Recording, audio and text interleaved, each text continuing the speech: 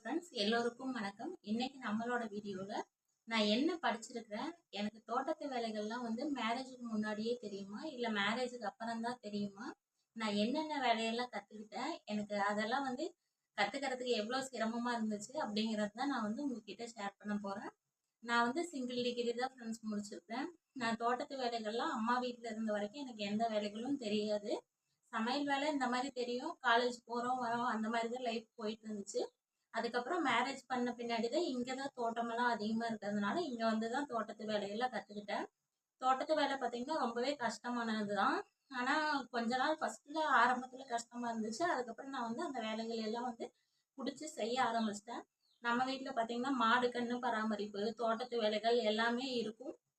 அதெல்லாமே வந்து பார்த்திங்கன்னா நம்ம போக போக கற்றுக்கிட்டாச்சு. களை எடுக்கிறதுலேருந்து தோட்டத்தில் என்னென்ன வேலைகள் இருக்குதோ அத்தனை வேலைகளும் வந்து நம்ம கற்றுக்கிட்டாச்சு. தோட்டத்து வேலை வந்து படிச்சுட்டு தோட்டத்து வேலையை கற்றுக்கிட்டு அதை செய்கிறது வந்து நான் பெருமையாக தான் நினைக்கிறேன். அதை வந்து ஃப்யூச்சரில் நம்மளோட குழந்தைங்களுக்கும் நம்மளால் கற்றுக் கொடுக்க முடியும்.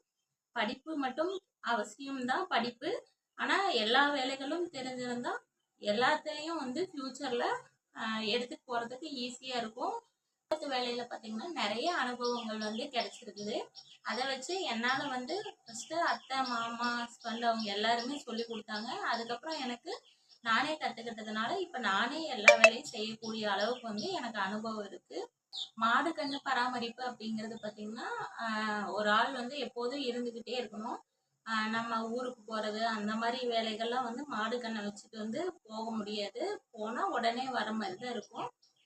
அதுக்கு வந்து கூட ஆள் இருக்கணும். நாம் ஒரு 2 நாள் எங்கேயாவது போய் ஸ்டே பண்ணுறோன்னா அதை பார்த்துக்க வீட்டில் பெரியவங்க இந்த மாதிரி இருந்தால் கொஞ்சம் நல்லாயிருக்கும் மாடு கன்று பராமரிப்பு. ஆனால் மாடு கன்று வந்து வளர்த்துறதுல நமக்கு நல்லாவே வந்து வருமானம் இருக்குது.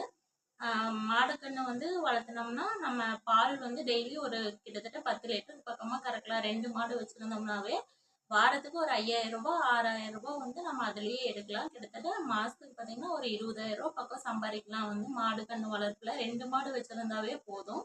தீவனம் வந்து நம்ம தோட்டம் இருக்கிறதுனால குறையில்லாமல் தீவனமெல்லாம் வச்சுருந்தோம்னா நமக்கு அது ரொம்பவே ஈஸியானதாக இருக்கும். மற்றவங்க கிட்ட கை கட்டி வேலைக்கு போகிறத விட நமக்கு நாமளே முதலாளியாக இருக்கலாம். நம்ம தோன்ற நேரத்தில் போய் நம்ம வேலைகளை செய்யலாம். நமக்கு எப்போ ரெஸ்ட் எடுக்கணும்னு தோணுதோ அப்போ எடுக்கலாம். நம்மளை யாரும் கேட்க முடியாது.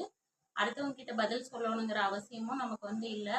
அதனால இந்த வேலைகள்லாம் வந்து எனக்கு ரொம்பவே பிடிச்சிருக்குது. தோட்டத்து வேலைகள்லாம் கஷ்டமாக இருந்தாலும் அதுக்கு தகுந்த மாதிரி நம்ம ஸ்மார்ட்னஸ்ஸாக ஸ்மார்ட் ஐடியாவோட வந்து செஞ்சோம்னா இது ரொம்பவே ஈஸியான வேலை தான்.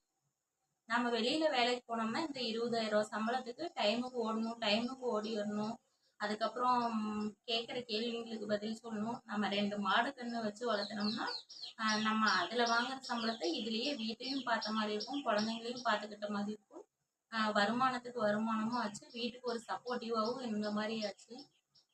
இந்த வேலைகள் எல்லாமே எனக்கு ரொம்ப பிடிச்சிருக்கு. தேங்க்யூ.